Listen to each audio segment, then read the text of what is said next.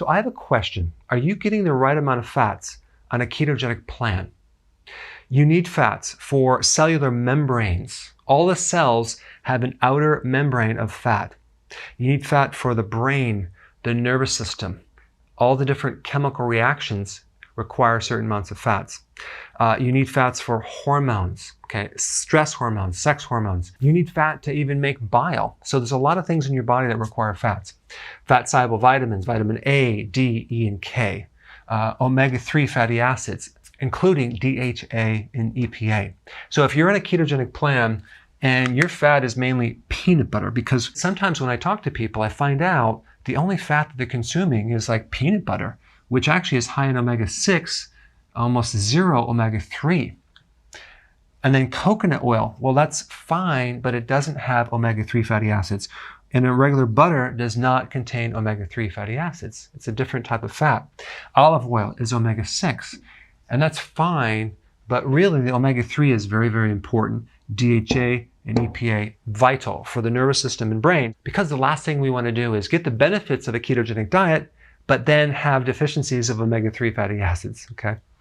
So the best source of omega-3, especially DHA and EPA, is seafood and fatty fish, okay? You can do sardines, you can do oysters, salmon, tuna, and there's a whole list of different types of fish that are really, really good. That's the best source right here. You can do a high quality fish oil too. Virgin cod liver oil has a really good amount of omega-3 fatty acids.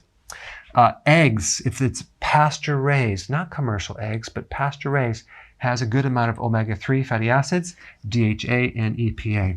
And then we have grass-fed dairy and grass-fed meats, which actually have 4 times the amount of omega-3 than grain-fed dairy and grain-fed meats. Now, there's just one little point about this, because when it says grain finished, the omega-3 fatty acids go right down.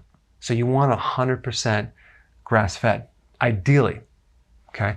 Now, flax has a certain type of fat that has to be converted into DHA, and I don't know how much converts. It's definitely not enough.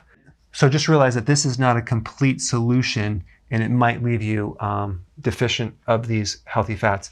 Walnuts also contain some omega-3, and some of these fats have to be converted as well. There are certain types of algae that you can consume that are DHA as well. So just make sure that you're emphasizing these fats and you don't forget about them, so you get the benefits of keto, but doing it healthily. Thanks for watching. So I hope you're coming to the Keto Health Summit coming up in October. So I want to quickly comment on what we're going to do that's different from other conventions, okay? The problem with these other conventions is they give you information overload, okay? It's so much data that you're basically swimming in a sea of information. We're going to do things very differently. We're only going to cover the most important things that make a huge difference. Now, there are 3 very powerful strategies that we're going to be talking about at the summit that you will not find in any of my YouTube videos. Number 1 is on memory. I'm going to be showing you something very cool to dramatically increase your memory and concentration that's going to blow you away. And number 2, I'm going to show you how to increase your stress tolerance so you are completely calm all the time. All right? And number 3, and most importantly, if you have a slow metabolism, if you've dieted for a long time, and everything is kind of just really slow, I'm going to show you how to get complete control over your metabolism so you can literally turn up the dial as high as you want and control as much weight as you want to lose. And these 3 things are just a tiny bit of what you're going to learn in the summit. So click the link below, get signed up, and I will see you in October.